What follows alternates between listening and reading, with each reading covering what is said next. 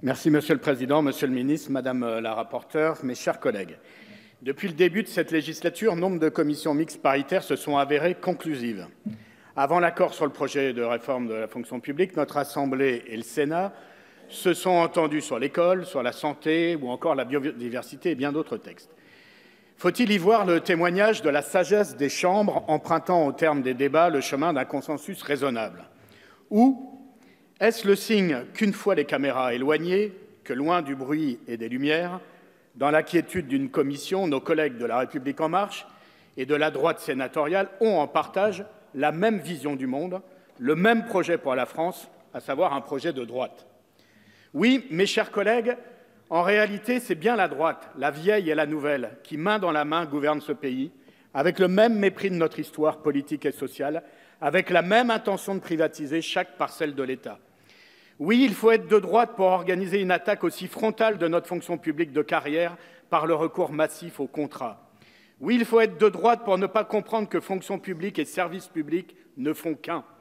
Oui, c'est parce que le fonctionnaire n'est pas soumis à un contrat, mais à la loi, qu'il œuvre à l'intérêt général et en rend compte devant la société tout entière. C'est aussi parce que son statut est protecteur qu'il garantit la neutralité du service public. Enfin, c'est parce qu'il est recruté sur concours qu'il se met au service du bien commun dans l'impartialité et l'égalité. Oui, il faut être de droite pour ne voir dans ces libertés qu'un carcan et pour maquiller en progrès ce qui est un terrible recul social et politique. Car demain, avec la promulgation de cette loi, la porte sera grande ouverte au copinage, au clientélisme, à la confusion des finalités du public et du privé, à la remise en cause de principes fondateurs tels que la responsabilité, la neutralité et la laïcité. Et toute la fonction publique sera concernée, la fonction publique d'État, la territoriale et l'hospitalière. Oui, il faut être de droite pour instaurer des contrats de projet, ces contrats d'une précarité extrême qui concerneront toutes les catégories, y compris les catégories C, les plus fragiles. Il est facile de voir à quel point ce dispositif d'emploi Kleenex est construit sur le modèle des mini-jobs, des contrats courts, ces systèmes qui plongent des milliers de travailleurs dans la pauvreté la plus totale. Oui, il faut être de droite pour assumer la suppression des CHSCT, c'est-à-dire le moyen pour les agents et leurs représentants de jouer pleinement leur rôle dans la protection, la santé et la sécurité des personnels. Oui, il faut être de droite pour s'attaquer au droit de grève en le contraignant drastiquement sous prétexte de continuité de service public, entravant par la même occasion un droit fondamental consacré par notre Constitution. Oui, il faut être de droite, mais je m'adresse principalement à la majorité, mes chers collègues.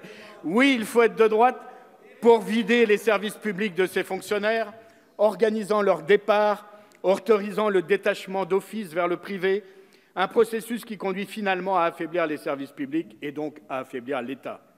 Cerise sur le gâteau, le gouvernement a choisi, pour porter ce projet de droite, un ancien député socialiste devenu secrétaire d'État et on a pu même constater qu'il y a mis beaucoup de zèle.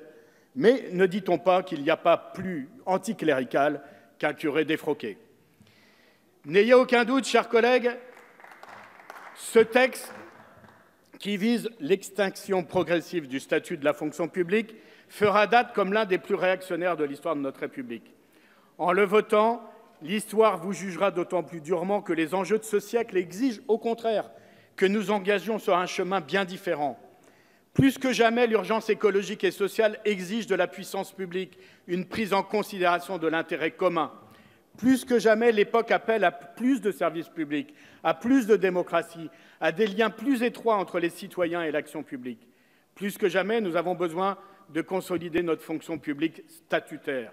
Oui, chers collègues, il faut être de droite pour ne pas comprendre cela et refuser encore et encore d'entendre ce que les Français ont répété sans relâche partout sur le territoire depuis bientôt 1 an.